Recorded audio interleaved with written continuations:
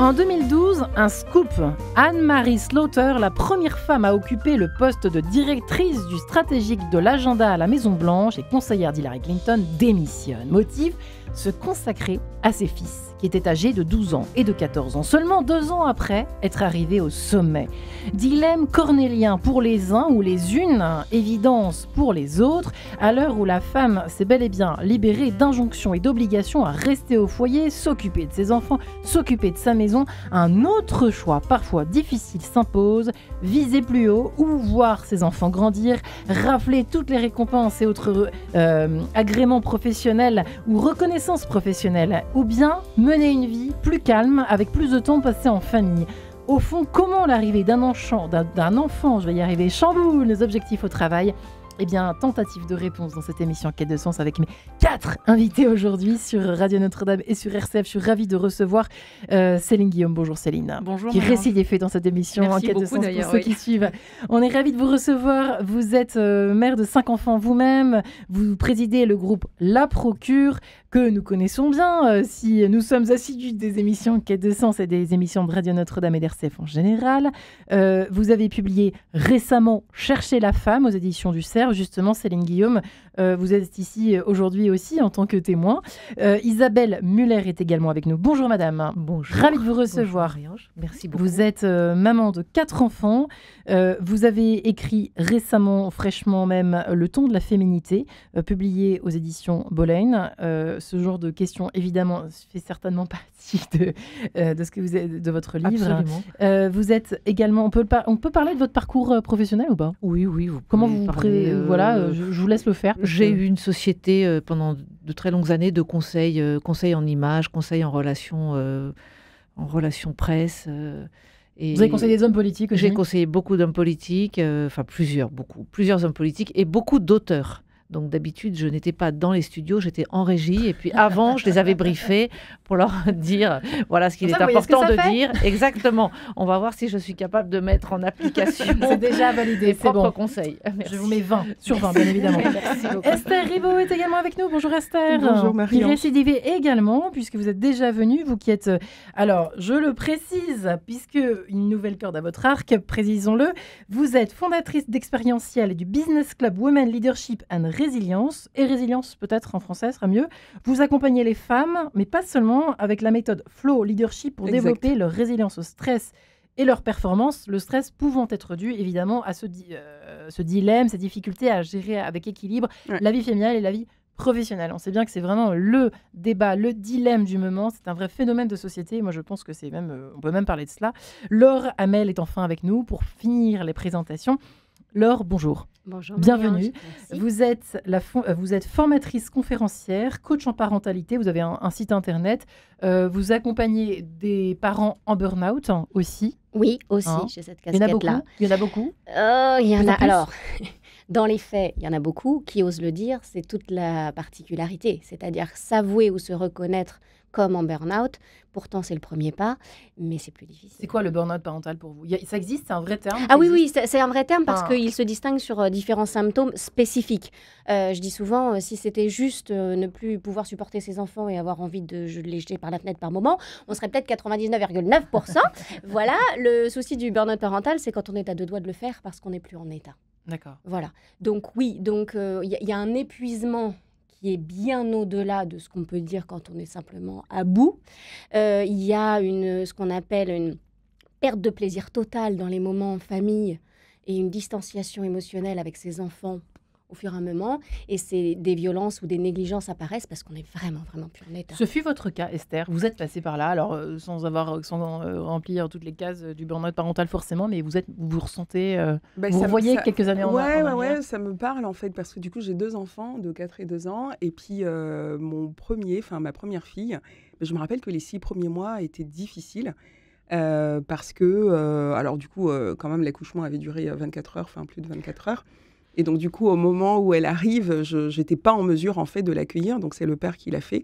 Et ce qui s'est passé, c'est que j'étais tellement physiquement épuisée, et même après être sortie de l'hôpital, que tout ce dont j'avais besoin, c'était juste récupérer, en fait, de l'énergie.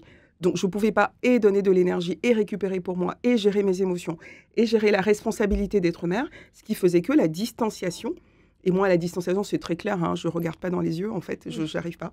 Alors que, voilà, là, pour le coup, c'est beaucoup plus facile. Écoutez, je confirme. Hein. Mais et avec elle, donc, pourtant, j'allaitais. Donc, j'ai allaité pendant... Vous n'arriviez pas à la regarder dans les yeux? Non, j'arrivais pas. Waouh. Si elle m'entend... Non, elle est à l'école.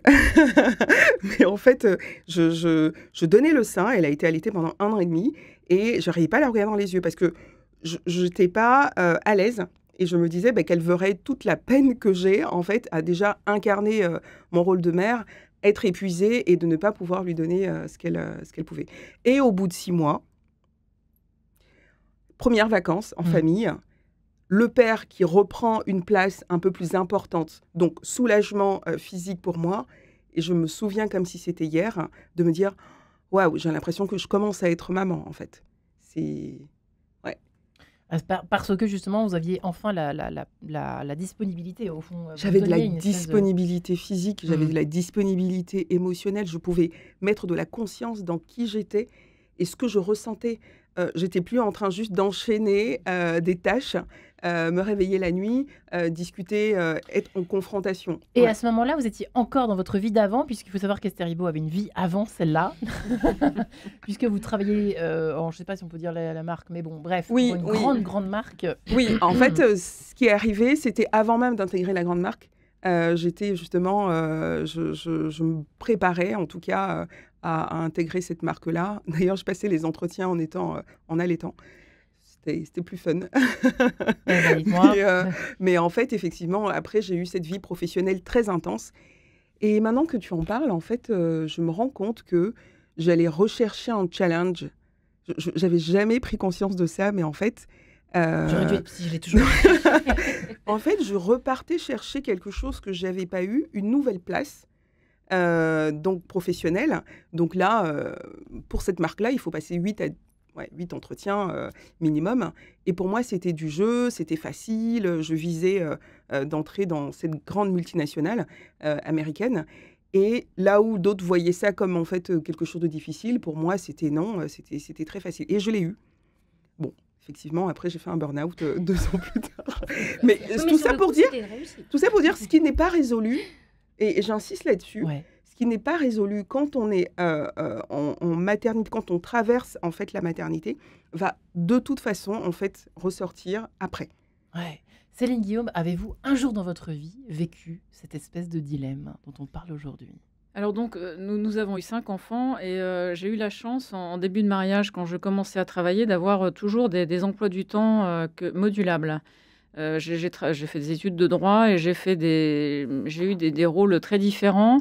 J'étais enseignante en droit et en anglais dans une école, et dans une école de commerce, mais aussi en collège. Et puis, je travaillais aussi avec les tribunaux, les commissariats de police, etc., mais avec des horaires qui était assez modulable. Donc, je n'ai jamais eu En plus, en habitant en province, et je pense qu'il y a une différence aussi en termes de stress par rapport aux femmes qui sont à Paris ou région parisienne et en province. Les trajets ne sont pas les mêmes, le stress n'est pas le même. Et donc, notre premier enfant est arrivé. J'allais dire, ça a bouleversé d'abord ma vie personnelle, comme vous le disiez, Esther, avant de bouleverser ma vie professionnelle, parce que j'avais une vie professionnelle assez tranquille. En revanche, se retrouver mère, tant que l'enfant est dans le ventre, ça se passe bien, on le sent bouger, c'est rigolo. Et puis au moment d'accoucher, en fait, panique en se disant, mais là, il va arriver, ce bébé. D'abord, je ne sais pas si je vais arriver à accoucher. Mais en fait, si, parce qu'il faut bien, parce que de toute façon, il ne va pas rester. Non, mais j'en étais là. Donc, c'était la panique à la maternité en me disant, mais comment je vais faire ? Il va sortir. Et puis ensuite, grâce à mon mari, j'insiste, j'ai allaité mes enfants et c'était un grand bonheur. Et vraiment, je lui suis très reconnaissante. Parce que je n'étais pas du tout convaincue quand on s'est mariés, qu'on parlait de famille, etc. Moi, j'étais plutôt anti-allaitement. Je ne savais pas du tout ce que c'était, mais voilà, dans ma famille, il se trouve que l'allaitement, c'était un peu un sujet tabou, je ne sais pas, on n'en parlait pas.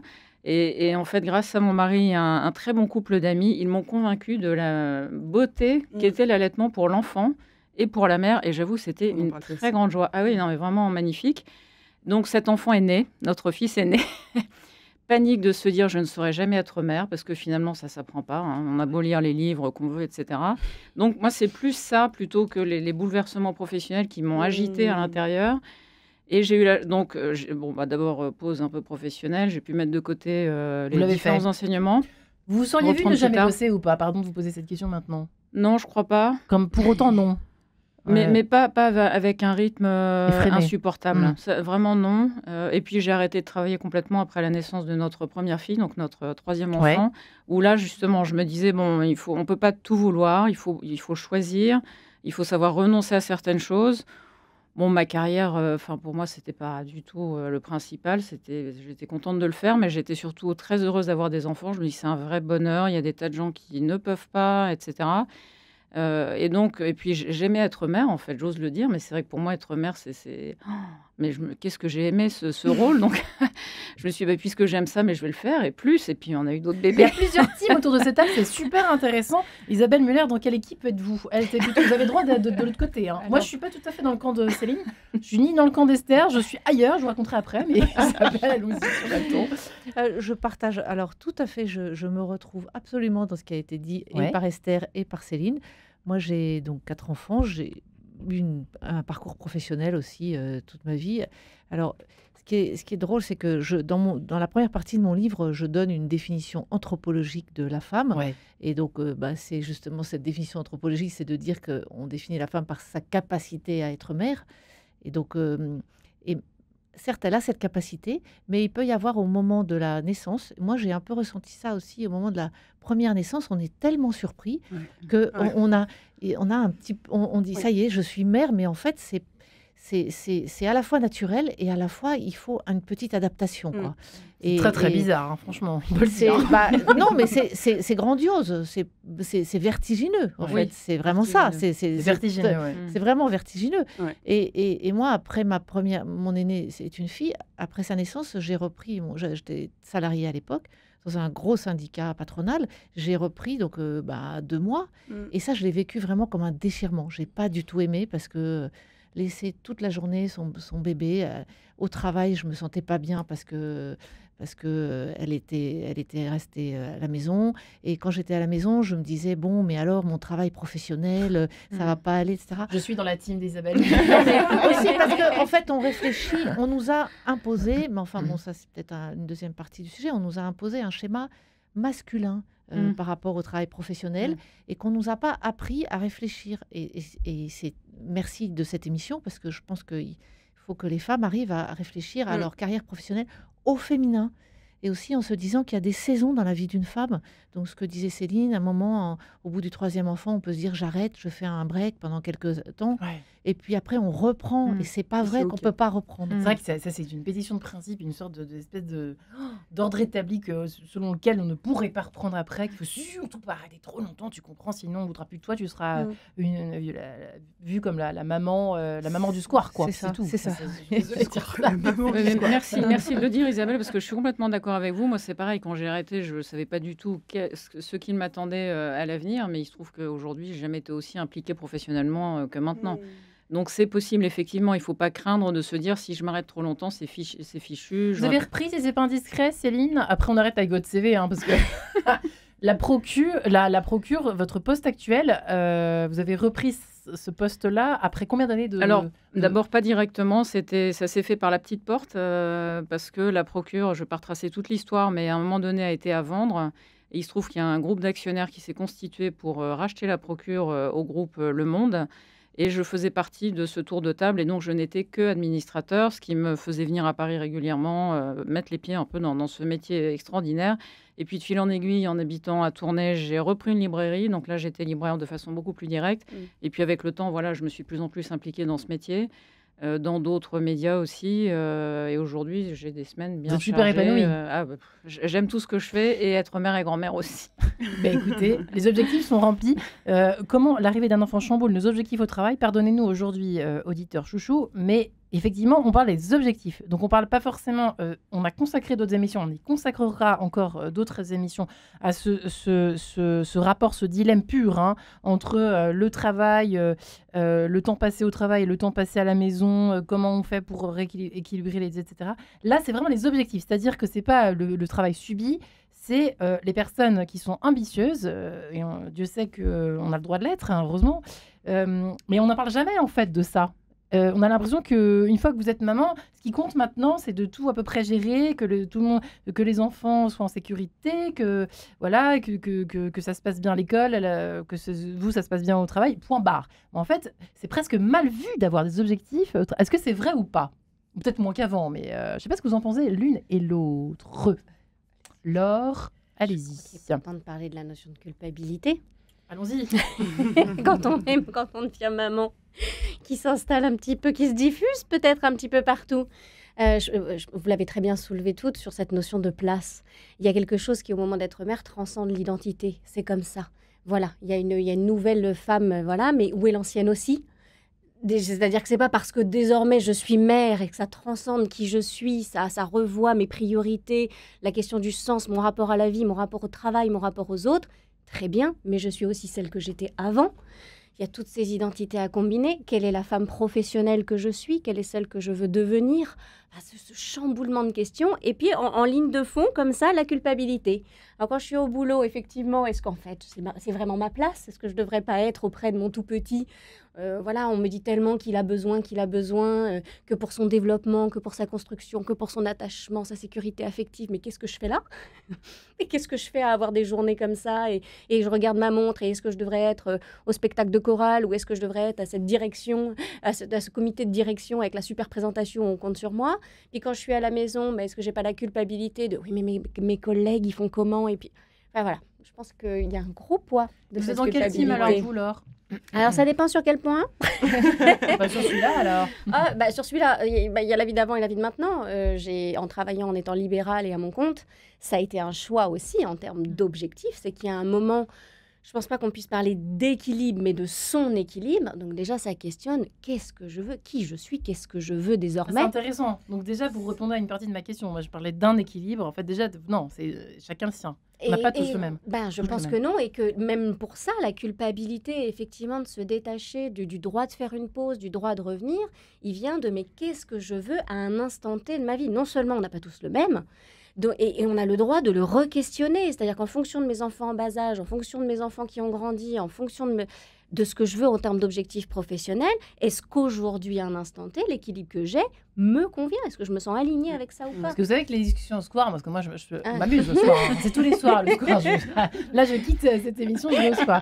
Et je vais vous assurer qu'il y a une question, quand les femmes ont accouché, ont eu un congé parental, bon, très bien, puis un deuxième enfant arrive, deuxième congé parental, et la question, c'est est-ce que je reprends maintenant ou après?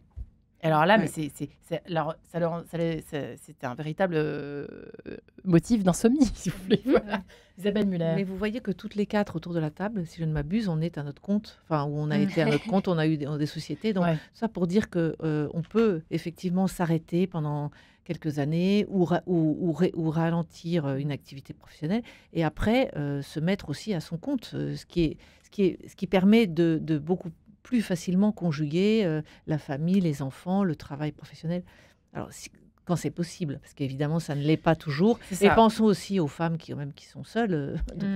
Ça dépend aussi beaucoup de la famille. C'est vrai. Mais l'essentiel, je crois, c'est d'y réfléchir et de ne pas subir ce parcours professionnel qui serait plutôt, moi j'appelle ça un parcours professionnel au masculin, alors qu'en fait on doit en avoir un au féminin. Je propose qu'on y revienne juste après, si vous le permettez, Puccini, mesdames, au Mio Babino Caro, interprété par Sarah Brinkman. À tout de suite.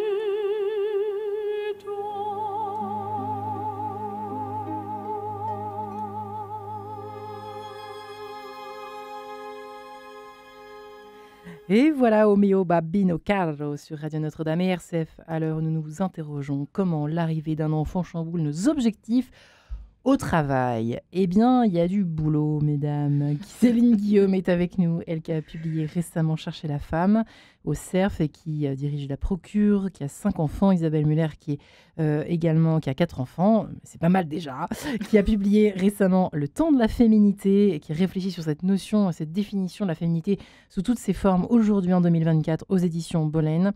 Esther Ribot est avec nous et sa méthode, j'arrive tout de suite parce que c'est tellement long, du flow leadership, de vous qui êtes fondatrice donc d'Expérientiel, avec un E majuscule, expérientiel au pluriel, et du Business Club Wonder Leadership and Resilience, qui accompagne donc les femmes avec cette méthode du flow leadership pour développer cette résilience et cet équilibre, trouver son équilibre, chacun son équilibre. Moi, j'ai retenu. Voilà. Et enfin, Laure Hamel, qui est formatrice et coach et conférencière et qui est coach en parentalité et qui envoie venir des parents, des mamans déboussolés, dépassés, etc. par cette espèce de... Effectivement, vous allez nous en parler tout de suite, Esther Ribot, puisque vous l'avez vécu, cette submersion, cette impression d'être noyée. C'est intéressant, vous avez, juste avant que nous nous retrouvions là en off, vous disiez que vous vous sentiez à un moment donné obligé de... Enfin, vous ne pouviez pas arrêter la carrière que vous aviez menée jusque-là, et en même temps, vous étiez obligé d'être mère, mais c'est effrayant en fait. Ce moment-là est effrayant, non? Pour tout... Enfin, moi, j'ai trouvé ça effrayant personnellement aussi. Hein. C'est juste... Qu'est-ce qu'on est, qui on est, qu'est-ce qu'on va faire C'est vrai, l'arrivée d'un enfant, et merci en tout cas d'en parler, je ne sais pas si on peut prédire comment l'arrivée d'un enfant va chambouler notre vie. Je ne pense pas, parce que chacun vient avec son histoire, sa singularité. On partage peut-être une intention, c'est d'avoir un enfant, mais par contre, les conséquences, on ne sait pas. Donc, pour revenir sur ce que Isabelle disait tout à l'heure, et Laure, moi, j'ai vécu vraiment ce sentiment... mon accouchement était difficile, pour mon premier accouchement, donc j'avais un déplacement du coccyx. Et tout ce que je voulais, je reviens encore une fois, c'était retrouver mon intégrité physique. Parce que c'était douloureux, parce que c'était compliqué, sans rentrer dans les détails. Et quand je suis retournée à la maison, la première des choses que j'ai faites, c'est de prendre rendez-vous chez un kiné pour essayer de m'aider à me sentir mieux. Et j'avais le sentiment, justement, pendant que je traversais la route, de flotter entre 2 nuages, entre le fait que tout le monde me voyait mère, puisque je venais d'avoir un enfant, et moi qui ne me voyais pas mère, mais qui me voyait comme la jeune fille. Et en fait, il y a 5 jours, j'étais encore la businesswoman, j'étais encore la femme que j'étais, et je me sentais forcée d'accepter en fait cette cape. Ouais. Et en fait, on le voit dans le regard des autres, et on ne se voit pas. Donc le rapport, parce que c'est ça que ça chamboule, le rapport à soi. C'est tellement vrai. Qu'il faut redéfinir en disant, OK, comment tu as envie, toi, de te voir? Comment tu as envie que les autres te voient? Et c'est OK avec ça, parce que du coup, tu vas montrer justement l'angle que tu as. Si tu n'es pas prête, mais tu n'es pas prête. Et de t'accepter, en fait, de prendre le temps d'aller à ton rythme et de prendre de la distance, en fait, par rapport à ce que les gens peuvent te mettre comme étiquette. Donc souvent, on parle de... Isabelle parle effectivement de... Voilà, il faut réfléchir. Moi, je nuance un peu en disant qu'il faut s'écouter. Il faut s'écouter et il faut vraiment faire confiance à ses émotions. Que ce temps-là, on nous le laisse en entreprise, dans la carrière au masculin, je ne suis pas sûre. Le temps de s'écouter? Ce temps qui est effectivement le temps de se redéfinir, le temps de comprendre, le temps d'avoir le droit de se poser des questions. Quand Isabelle disait, mais au bout de 2 mois, il faut tout reprendre comme si rien n'avait changé. Dans cette carrière au masculin, quels vont être les critères regardés pour la suite? On reprend sa place, on reprend ses dossiers, et qu'est-ce que vous voulez pour votre évolution, etc. Est-ce que ce temps nécessaire et légitime, vu ce qu'on vient de traverser et qui n'est que le début, on nous le laisse en entreprise? Ouais, je pense que non. Il n'y a pas suffisamment, et moi je me bats pour ça, les réalités psychologiques, physiques, émotionnelles que la femme traverse avec l'arrivée d'un enfant. Je pense que c'est invisibilisé en fait en entreprise. Et donc on se retrouve à adopter des codes masculins parce que tout le monde doit être au pas et tout le monde doit montrer la performance. Alors qu'à l'intérieur, c'est un trou béant en fait, et qui fait que moi ça n'a pas loupé. 2e accouchement où j'ai fait un burn-out en fait 6 mois après. Mais concrètement, ce qui s'est passé, j'ai pas géré la première maternité. J'ai fait une 2e maternité. et la culpabilité de me dire, mais je n'ai ni réussi d'un côté, ni de l'autre, en fait, parce que là, pour le coup, je suis à plat. Et je me rappelle avoir discuté avec une directrice générale que j'estime énormément, qui, je peux dire son nom, Julie Joly, qui est la directrice générale du Nouvel Obs, et qui est venue à la maison et qui m'a dit mais tu sais, moi, je me suis autorisée de m'arrêter 4 mois. J'ai pris 4 mois supplémentaires. Et je lui dis, mais tu te rends compte, mais pour ta carrière, tu rates des opportunités. Enfin, pour moi, c'était effrayant. Là aussi, je ne suis pas à un endroit, je rate des opportunités. Donc, c'était ça ma conception. Et là, elle m'a dit, mais j'ai jamais autant accéléré ma carrière que quand j'ai pris ce temps. Sans blague. Et là, alors là, tous les verrous se sont... Et effectivement, quand elle me dit, parce que quand je suis revenue, après m'être reposée, après ça m'a pris le temps de voir un psy, etc., elle me dit, mais j'ai avancé en fait hyper rapidement dans ma carrière. On a peur d'être remplacé aussi. On a peur d'être remplacé, de pas manquer, on a peur... Tout ça, hein, de retrouver notre poste, les projets qu'on a laissés. Et tout ça, au final, je pense qu'à un moment donné, il faut mettre ça de côté et se dire, mais c'est un temps pour moi, je ne le vivrai pas 2 fois. Et donc, ça peut être 4 mois. Moi, j'ai pris un peu plus, enfin, j'ai eu 6 mois de congé maternité. Alors, 1 mois offert par ma boîte, quand même, hein, payé, en plus des 2 mois, donc c'était super. Et ça, c'est positif quand même, parce que... c'est positif, Isabelle. Je voulais justement faire le pont. Un petit signe d'espoir. Je trouve que quand même, on est revenu à une sorte de sacralité de la maternité, beaucoup plus. Il y a beaucoup de sociétés qui offrent 1 mois en plus. Vous avez vu Christine Kelly, à propos, Christine Kelly qui annonce comme ça qu'elle va quitter... C'est intéressant comme... En communication, en termes de communication, je trouve ça assez intéressant, l'image que ça donne, qui est très positive. Je vous laisse parce que je suis enceinte, c'est merveilleux événement, etc. Elle le dit, alors qu'autrefois, je pense qu'on le cachait, on se planquait, on maquillait le truc. Donc je trouve qu'il y a un retour quand même à une sorte de sacralité de la maternité. Oui, c'est Sonia Mabrouk, je sais pas pourquoi. Sonia Mabrouk, une information importante. Pardon, je vous ai donc il y a peut-être il y a une évolution positive, selon vous, une petite évolution. Oui, je trouve qu'il y a une évolution positive. Oui. Laure. Alors oui, je dirais qu'il y a peut-être, j'espère que là, en tout cas, elle s'accompagne d'une conscience que les enfants d'aujourd'hui, c'est quand même la société à venir de demain. Donc en fonction de comment les parents rentrent à la maison après une journée de boulot, se jouent beaucoup de choses sur leur construction. Et donc, voilà, le monde de demain, les choses qu'on veut changer, très bien. Donc on a entre les mains là, au niveau enfance, petite enfance, l'avenir, on en fait quoi et dans quel état on est le soir quand on rentre du boulot pour s'en occuper. Est-ce que c'est ça qui est important? Souvent on nous dit ça, mais est-ce que c'est vrai? Parce que les grands vous voyez, une femme, un chirurgien passionné qui retrouve ses enfants le soir. Passionné, est-ce que c'est bien ou est-ce que c'est pas bien? Attention, on peut répondre. En fait, je pense pas si on peut répondre à cette question. Ça dépend de chaque personne. Pour moi, il y a des directrices que j'accompagne et qui me disent, moi, c'est ok de pas aller chercher mes enfants le soir. C'est ok de passer la journée de 7h à 20h parce que je suis passionnée par ce que je fais et j'ai accepté de ne pas être ce type de mère. Ou pas? Alors, j'ai envie de nuancer. J'ai envie de nuancer le propos tout à l'heure, Esther. J'aime bien tout ce que vous dites et vous parliez de cette nécessité de se retrouver soi, etc. Mais je dirais, on n'est pas seul. On a eu un enfant, donc il y a aussi cet enfant. Et mes choix vont vont affecter aussi la vie de cet enfant, aussi petit soit-il, etc. Et donc, même si j'ai besoin et c'est nécessaire de prendre soin de moi, de prendre ce temps, je pense, de s'arrêter, de se poser pour réfléchir à comment on va organiser la suite. Forcément, on doit tenir compte de la vie de cet enfant qui, lui, n'a qu'un désir, c'est d'aimer ses parents, enfin, et surtout sa maman. Voilà. Donc, et c'est ça aussi qu'il faut réussir à, je pense, à ajuster ou trouver l'équilibre qui va faire que, tout en me respectant moi, je suis aussi là pour cet enfant. Puis on a envie de les aimer aussi, nos enfants. Enfin. Mais ce que je remarque, en fait, c'est que c'est pas une question d'intentionnalité, c'est une question d'impossibilité. C'est-à-dire qu'en fonction du contexte familial dans lequel la mère a évolué. Même si elle le veut, elle ne peut pas. Elle ne peut pas quoi? Donc, elle ne peut pas, en fait, mettre l'enfant en priorité. C'est comme si elle avait une belle carrière, c'est important pour elle. L'enfant arrive, elle a voulu. Mais par contre, dans les choix, comme disait Céline, mettre l'enfant en priorité en disant je suis quand même responsable de l'enfant, demain j'ai pas envie qu'il soit un homme ou une femme brisé, il faut que je lui donne cette solidité-là pour qu'il soit bien demain. C'est pas possible en fait, c'est pas donné à tout le monde parce que, comme on dit, la plus belle fille ne peut donner que ce qu'elle a, c'est-à-dire... Non, puis alors il s'agit surtout pas de juger qui que ce soit, en plus, c'est pas du tout le propos.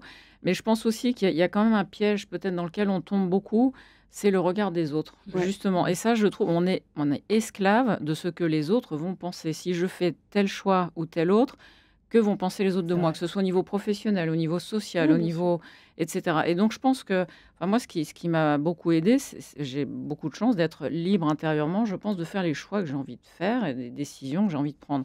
Et donc, peu importe le regard des autres, bah, ils penseront ce qu'ils veulent, mais ce qui compte, C'est une c'est... force, ouais. Isabelle, Voilà. alors, C'est Isabelle, une force, vous hein. vous positionnez comment C'est par vrai. rapport à ça? C'est Mais moi, intéressant comme question. après mon deuxième enfant, j'ai aussi fait une pause professionnelle. J'ai décidé d'arrêter de travailler pendant je ne savais pas pendant combien de temps, etc. Et je me souviens que plusieurs amis, dont une amie chère m'avait dit, mais enfin, tu n'as quand même pas fait les études que tu as faites pour t'arrêter. Bon, alors qu'en fait, si, justement, pour donner du temps à ses enfants et s'en occuper comme on souhaite le faire, c'est très bien d'avoir fait des études.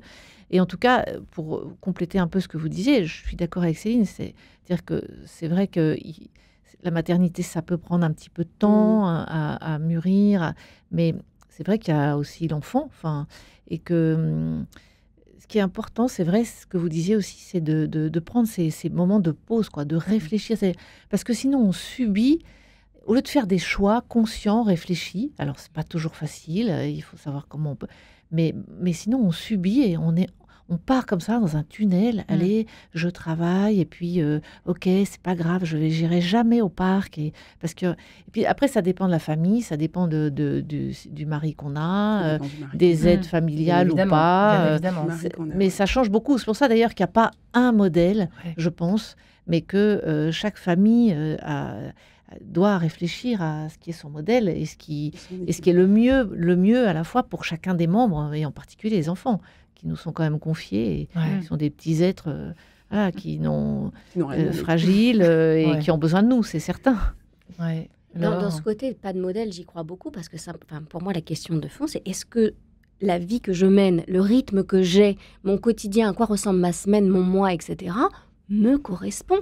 Donc effectivement, si au niveau du temps que j'ai envie de passer au travail, de la qualité du temps que j'ai envie de passer avec mes enfants, parce que c'est ça aussi, c'est-à-dire que la femme passionnée, la femme qui renvoie l'image d'une mère qui sauve des vies, et c'est pour ça qu'elle n'est pas là, et qui a à cœur de partager aussi ce qu'elle vit au travail, qui transmet énormément de choses à ses enfants, parce qu'elle est Même si elle les voit pas beaucoup. parce que je crois beaucoup à la qualité Oui, du temps ouais. et je crois beaucoup au baromètre qu'est l'enfant. C'est-à-dire, est-ce que tout est OK, effectivement, dans cet équilibre familial? Est-ce que l'enfant a l'impression de mal le vivre, de le subir? Ou est-ce qu'il est fier de sa maman et heureux des moments qu'il passe avec? Je pense que l'enfant est capable de s'adapter à beaucoup de choses si, effectivement, en fait, tout le monde le vit bien. Ouais. Donc, il y a un petit baromètre intérieur là, au sein de la famille de se dire, est-ce que mon enfant, j'ai l'impression qu'il subit mes choix ou qu'en fait, ils sont tous acceptés, quels qu'ils soient. Normal de culpabilité, Laure, ou pas? Je Culpabiliser, pardon. alors, Voilà. je pense que oui, parce que cette culpabilité, elle est liée avec la remise en question perpétuelle et qu'elle est bénéfique de se demander comme ça si on fait les bons choix, qu'est-ce qui serait au mieux pour nous, pour nos enfants. Donc elle a ce point-là. Je pense qu'il y a un curseur qui bascule dans une surdose de culpabilité où on est noyé dans, de toute façon, la quête de mal faire en permanence, de ne jamais être à la bonne place, de toujours se tromper, de ne pas avoir fait ce qu'il fallait pour nous, pour le bien-être de notre enfant, pour la famille, pour l'équilibre, pour le couple, et que ça a un poids énorme. C'est propre au féminin, si je puis me permettre. Ah, hein. c'est vraiment, voilà. c'est vraiment Ah, quelque non, chose c'est- que les hommes ressentent beaucoup On est moins. d'accord, hein. Et puis par ailleurs, juste, vous avez utilisé le mot curseur que j'aime beaucoup. C'est aussi où on place le curseur, quoi. Et d'ailleurs, c'est pas le même pour chacun des enfants. Parce que moi, j'ai eu 4 enfants. Je sais que j'ai une de mes filles qui souvent a dit après il y avait des soirées où j'étais pas là, où je rentrais tard, et que elle avait pas aimé. Et d'autres, quand même, hein. et d'autres, ça les a pas. Et d'autres disent que D'accord. ça n'est pas important. Donc ça dépend aussi des enfants. C'est pas, encore une fois, c'est pas un Vous regrettez modèle rien, Isabelle, unique. Vous regrettez rien? Vous regrettez rien? Je regrette rien, mais je regrette rien parce que j'ai fait, voilà, je pense que je me suis quand même beaucoup occupée de mes enfants et tout en faisant des choses passionnantes. Mais si c'était à refaire, je pense quand même que je leur donnerais plus de temps. Ah Et ouais. c'est pour ça que je souhaite le faire maintenant avec mes petits enfants. Eh bien, écoutez, mesdames, je vous propose de nous reposer un peu. En compagnie de Francis Cabrel, revisité par Kids United et Corneille, il faudra leur dire. À tout de suite. Si c'est vrai qu'il y a des gens qui s'aiment, si les enfants sont tous les mêmes, alors il faudra leur dire. C'est comme des parfums qu'on respire. Juste un regard, facile à faire, un peu plus d'amour que d'ordinaire.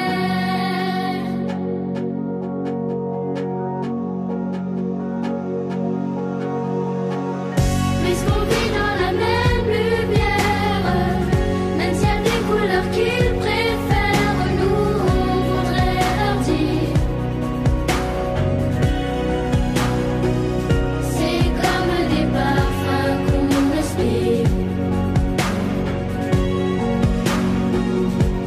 Juste un regard, facile à faire, un peu plus d'amour que d'ordinaire.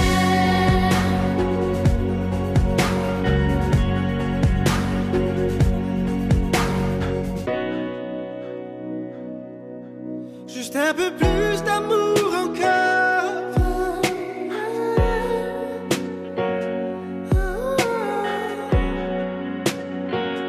Pour moins de larmes, pour moins de vide, pour moins d'hiver.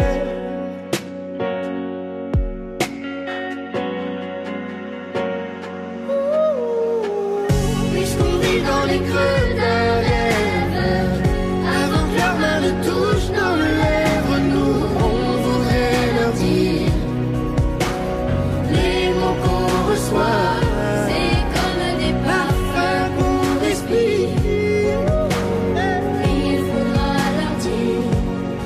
facile à faire, Facile à faire, un peu plus d'amour que d'ordinaire. Oui, un peu plus d'amour que d'ordinaire. Si c'est vrai qu'il y a des gens qui s'aiment, si les enfants sont tous les mêmes, alors il faudra leur dire les mots qu'on reçoit. C'est comme des parfums qu'on respire. Il faudra leur dire facile à faire.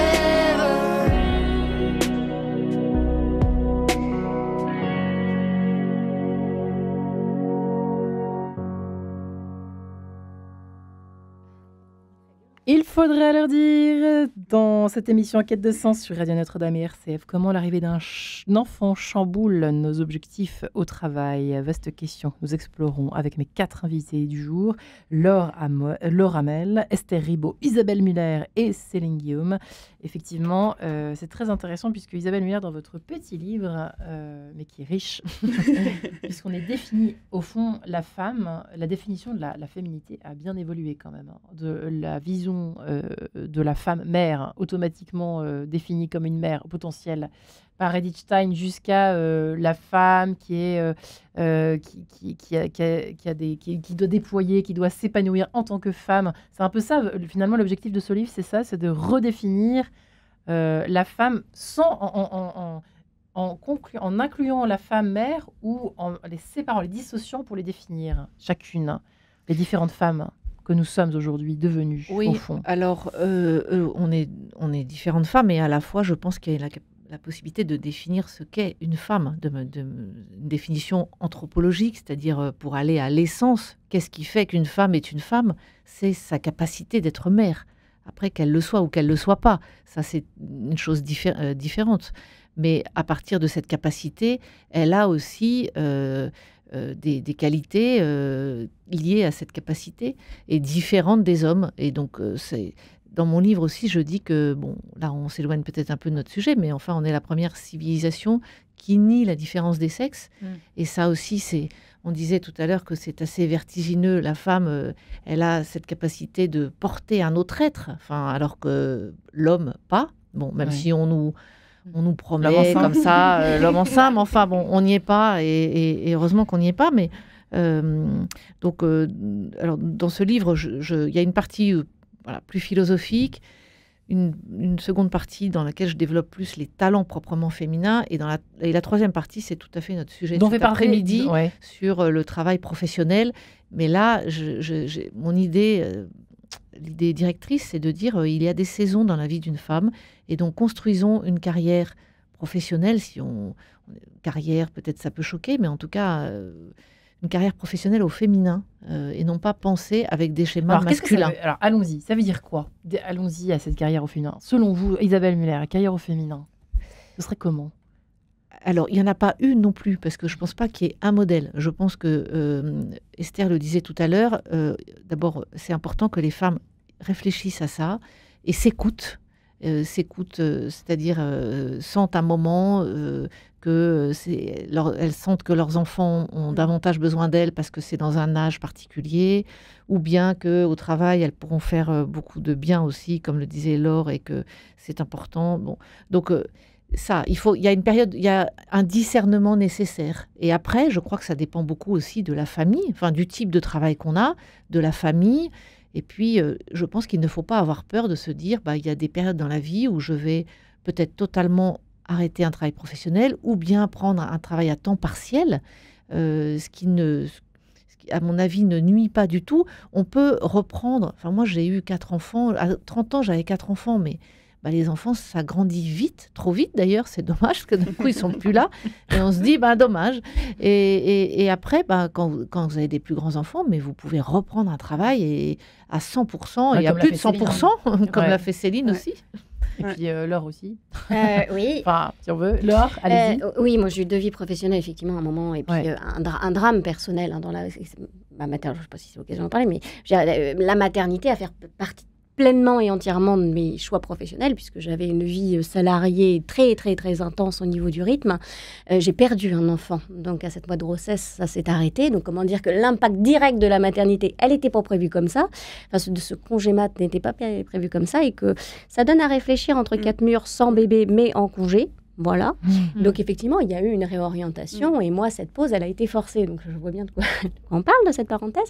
Elle a été forcée, elle a été extrêmement bénéfique. Je m'étais toujours dit, de toute façon, face à cette épreuve, il faudra écrire grâce à et pas à cause d'eux. Je parle de l'un de mes enfants, je ne peux pas écrire à cause. Je dois écrire grâce à. Il y a la question quand même énormément de la précarité des femmes là-dedans. Parce que dans la pause, dans le choix, etc., il y a une réalité financière selon le soutien dont on dispose. Toutes ces familles monoparentales qui quand bien même elles réfléchiraient et elles se seraient même mises d'accord avec elles-mêmes sur le fait que tout ce dont elles rêvent, c'est de cette pause et de s'arrêter. Et financièrement, je fais comment? Et oui. Et c'est très dur parce qu'il y a celles qui le font la tête dans le guidon et qui n'ont pas ce temps, cette pause pour y réfléchir, et celles qui ont pris le temps de se dire qu'elles ne sont pas du tout alignées avec ce qu'elles voudraient, mais qu'elles n'ont pas le choix financièrement et qui le subissent aussi. Donc, qu'est-ce qu'on leur dit à ces femmes-là? Difficile, Laure. C'est très compliqué quand même, parce que quand on est seul et que tout ce qu'on veut, c'est pouvoir remplir le frigo, en fait, on fait de son mieux. Donc, je pense qu'il faut... Enfin, il n'y a pas quelque chose à leur dire absolument, si ce n'est de avoir le droit aussi de dire quand elles en peuvent plus. C'est une chose de ne pas avoir le choix dans le côté, oui, mais comment, de toute façon, financièrement, j'assume, mais de ne pas rester seule, surtout. Et d'avoir le droit de ces soupapes et de dire, mais c'est trop dur, j'y arrive pas, d'être entourée, d'avoir, qu'est-ce qu'on peut avoir comme amis, comme famille, d'avoir le droit de dire, j'en rêverais de cette pause. J'ai envie de dire, Marion, je ne sais pas si ça a déjà fait l'objet d'une de vos émissions, mais je pense que c'est un vrai sujet sur la monoparentalité et la souffrance de ces femmes qui se retrouvent seules. Et je pense que c'est un sujet qu'il faut prendre bien plus en amont. Qu'est-ce qui fait qu'aujourd'hui, dans notre société, autant de femmes se retrouvent seules? Le prendre au-dessus en se disant, mais comment on en arrive là? Parce que c'est dramatique, en fait. C'est vrai que c'est... On sait combien il peut y avoir de souffrance pour ces femmes qui se retrouvent démunies, seules, avec une situation familiale qu'elles portent seules. Enfin, c'est terrible. Donc, moi, j'ai pas de réponse toute faite comme ça, mais je pense que c'est vraiment un sujet à creuser et que ces femmes, je sais pas, ça invite la société tout entière à réfléchir en amont, de se dire comment on fait pour éviter que ça, ou faire que ça arrive le moins possible. Alors parfois c'est voulu aussi. Enfin, pour ça c'est encore une autre histoire. Mais sauf que les conséquences, elle l'avait pas prévu. Donc c'est peut-être. Enfin bon, bref, Esther. Non, c'est un sujet qui, moi, qui me touche beaucoup parce que le jour où je suis tombée sur cette stat de 82% des familles Ça fait mal, hein. monoparentales sont gérées par des femmes, je n'ai plus jamais regardé, en fait, mes collègues de la même manière. De toute façon, dès que j'ai été mère, je les ai plus regardés. Un rhume, On est pour moi, d'accord. était une vraie maladie. Ok. On est d'accord. Ensuite, après, il y a eu... Je l'ai respecté. Et pourtant, sans rentrer dans le détail, j'ai eu beaucoup d'expériences. Allez, j'ai eu 2 expériences où mon management était en fait une femme. Et elle était effectivement... elle gérait seule son enfant. Elle était très carriériste, ambitieuse. Et qu'est-ce qu'elle était méchante. Waouh. Qu'est-ce qu'elle était Et pourquoi méchante. Pourquoi En fait, Probable, euh, un sentiment de culpabilité on énorme. sent la ça souffrance. Ouais. On sent la tiraillement. souffrance. C'est-à-dire qu'à partir du moment où vous mettez un petit peu au-dessus du comportement, vous voyez en fait que la vie de cette femme est compliquée, est difficile et qu'elle essaye avec le travail de se donner une place, de trouver une place. Et son comportement, tout le monde en était conscient. Elle emmenait des gens au burn-out, hein, mais elle était encore dans l'entreprise. Et j'ai envie d'aborder cette question. Tout à l'heure, tu disais, Laure, qu'est-ce qu'on peut leur dire? Moi, il y a une responsabilité des entreprises par rapport à ça. On ne peut pas embaucher une personne, attendre d'elle qu'elle soit performante, productive, sans tenir compte des conditions dans lesquelles, en fait, elle travaille. Vous savez qu'une personne à votre place, qui était là, donc, qui est venue dans cette émission Quai de Sens, je ne sais plus, il y a quelques jours à peine en tout cas, les auditeurs s'en souviennent peut-être mieux que moi du titre de l'émission, peu importe, elle disait, si c'était une émission sur la séparation justement, elle disait, cette femme, que le droit des entreprises, le droit social des entreprises, était complètement, en tout cas fondé sur encore une fois, un système complètement paternaliste et masculin. C'est pour ça que ça m'a fait penser à ça. Et c'était à ce propos-là que rien n'est fait dans les entreprises pour les familles monoparentales. En tout cas, les familles monoparentales. Et Voilà. pourtant, dans le droit, alors je ne suis pas une spécialiste du droit du travail, mais l'entreprise est responsable quand même de la santé mentale, physique et émotionnelle, en fait, de chaque salarié, Et pourtant, homme ou femme. Alors, moi, Céline j'ai eu le cas, j'ai eu malheureusement dans mes équipes de libraires, j'ai eu des personnalités toxiques, femmes, qui ont fait beaucoup de tort aux équipes en dessous. Alors, parlons du droit du travail. En tant qu'employeur, de licencier quelqu'un en se disant elle est en train de bousiller l'équipe, les gens sont malheureux, j'en ai qui vont partir en burn-out et devoir licencier, c'est à peu près impossible. C'est très compliqué. en fait. Donc je dirais, arrêtons aussi de mettre le poids sur les entreprises pour que tout se passe merveilleusement. En fait, le problème, c'est que chacun, encore une fois, est libre de ses comportements.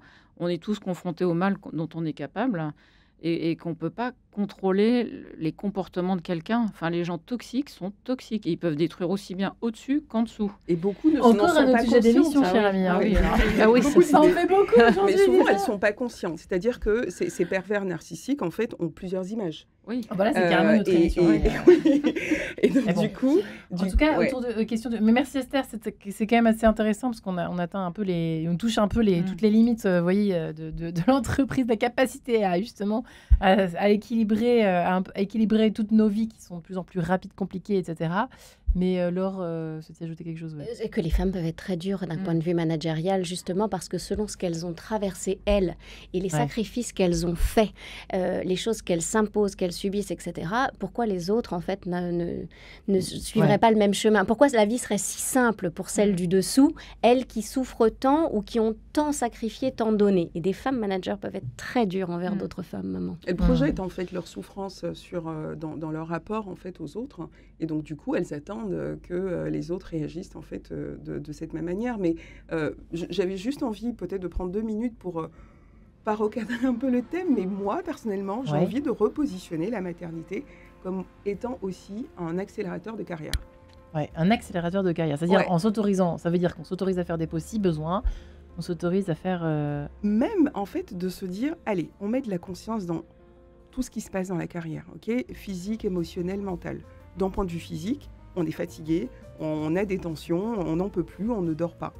Et bien, qu'on s'autorise en fait à pouvoir prendre du temps pour nous, d'écouter notre corps, de comprendre, parce que souvent, il y a des douleurs chroniques aussi qui se réveillent pendant justement le congé maternité. Et c'est pour moi l'occasion de venir se demander, mais qu'est-ce qu'elle signifie, qu'est-ce qu'elle veut me dire. On parlait de soupape tout à l'heure. Donner justement cette place aussi à notre corps pour lui faire du bien, pour l'emmener justement à pouvoir être demain Et se source de poser vitalité. et reposer sur la table les intentions derrière les Parce objectifs. qu'en faisant ça, une fois qu'on aura repris le travail, ça nous force à changer en fait de rythme de vie. C'est-à-dire que Ouais. parce qu'on aura pris l'habitude de s'écouter, Ce sera pouvoir ok ce de changement justement, travailler ça avec, passera. mais on saura le faire Et aussi. ce sera le mot de la fin, si vous le permettez. Merci Esther Ribaud, merci Isabelle Muller et votre livre Le temps de la féminité chez Bollène, et merci Céline Guillaume. Merci et votre livre Chercher la femme, hein, ainsi que merci Laurent, c'est pas très français. Merci Laura Mel. De rien. Et votre site internet, vous qui êtes coach en parentalité, merci infiniment les amis, merci beaucoup. Et puis les femmes, haut les cœurs, et écoutez-vous, écoutez vos objectifs aussi.